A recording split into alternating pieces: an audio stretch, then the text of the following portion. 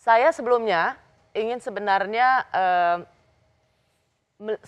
melihat bahwa ini sebuah proses demokrasi yang baik, bahwa apakah itu Pak Muldoko maupun Pak Luhut tidak langsung menggugat, tapi somasi. Paling tidak itu membuka ruang untuk berdiskusi. Tetapi untuk kasus Pak Muldoko, saya cukup patah hati karena kemudian pejabat harus lapor polisi atas laporan dari LSM. Kenapa harus kemudian berakhir pada polisian? Saya tahu Pak Muldoko sudah memberikan konferensi pers bahwa karena tidak mau minta maaf tapi apa yang kurang dari yang diberikan oleh ICW, Bang Oto?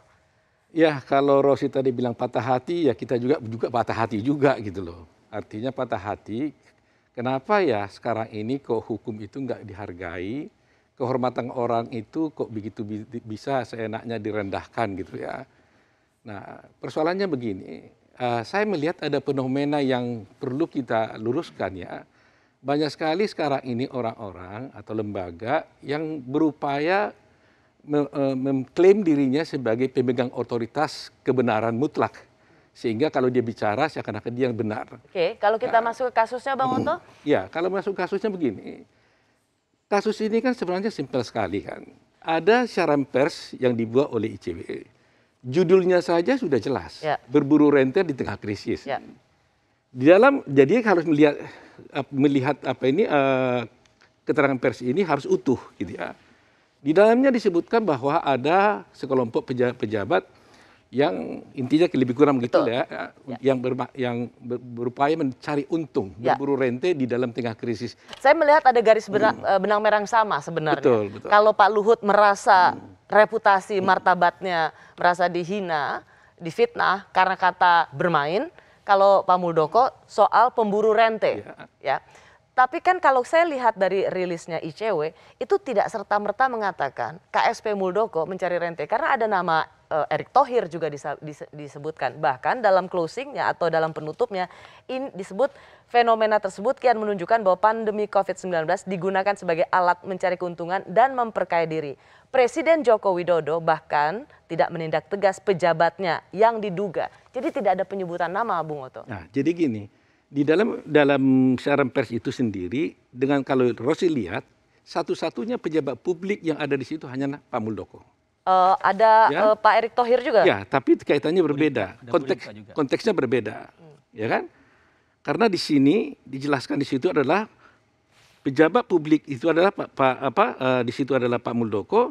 Kemudian disebutkan juga di sana mengatakan bahwa kata-kata yang Rosi katakan tadi itu Presiden Joko Widodo bahkan tidak menindak tegas pejabatnya yang diduga terlibat dalam konflik kepentingan distribusi Martin. Pertanyaan saya, siapa yang dimaksud dengan pejabat pejabatnya itu? Kalau oleh ICW, kalau bukan daripada Pak Muldoko, siapa? Lantas kalau kita berburu rente ada di sana, saya mau tanya, siapa yang dimasukkan oleh mereka berburu rente? Tidak mungkin tidak ada kan?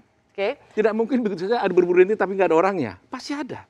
Itulah namanya mens rea kan, ada niat gitu loh. Ya. Nah, ada dua kasus Bang Oto untuk kasusnya Pak Muldoko. Satu soal ivermectin, satu soal ekspor beras melalui perusahaan anaknya Pak Muldoko. Tapi itu kan itu sudah selesai sebenarnya karena sudah diklarifikasi oleh ICW dengan mengatakan bukan ekspor beras tapi training justru di situ. Ke Thailand. Ini kan mereka bilang sudah diklarifikasi, tapi sampai sekarang kita surat saya itu nggak pernah mereka mencabut pernyataan itu. Kata yang Anda inginkan adalah maaf. Bukan, nggak ada kata maaf kepada kami. No. Yang saya katakan kalimat atau kata yang diinginkan dari ICW adalah maaf.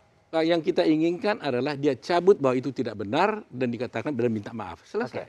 Silakan ICW cabut dan minta maaf. Mbak Rosi gini, kita harus ingat bahwa penanganan COVID ini menjadi sangat riuh di masyarakat, termasuk saat ivermectin ya. Masyarakat dibuat sangat bingung dengan banyak tindakan pejabat yang bukan pada fungsinya kami melihat bicara soal ivermectin. Kenapa ICW sampai buat laporan ya lumayan sangat dalam dan dirujuk dalam press release dan siaran pers karena memandang publik menjadi kabur melihat ini, termasuk ada peran-peran pejabat publik yang bukan pada tempatnya bicara ivermectin. Ikut mempromosikan obat ini. Ada Pak Erick Thohir, kemudian ada tadi juga Pak Muldoko gitu. Pak Muldoko bagian yang ada poster di mana-mana, ada baliho di mana-mana. Sebagai ketum HTI kerjasama dengan PT Harsen. ICW meneliti ada apa sih Pak Muldoko, Pak Erick Thohir, Bu Ribka gitu ya, tanda kutip mengkampanyekan tanda kutip ya ivermectin. Itu pertanyaan besar bagi masyarakat yang dibuat bingung. Di sinilah Mengapa kemudian pejabat ramai-ramai dalam hal ini Anda lihat juga ada posternya Pak Muldoko sebagai KSP mempromosikan ivermectin dan juga ada kata nama perusahaan Harsen.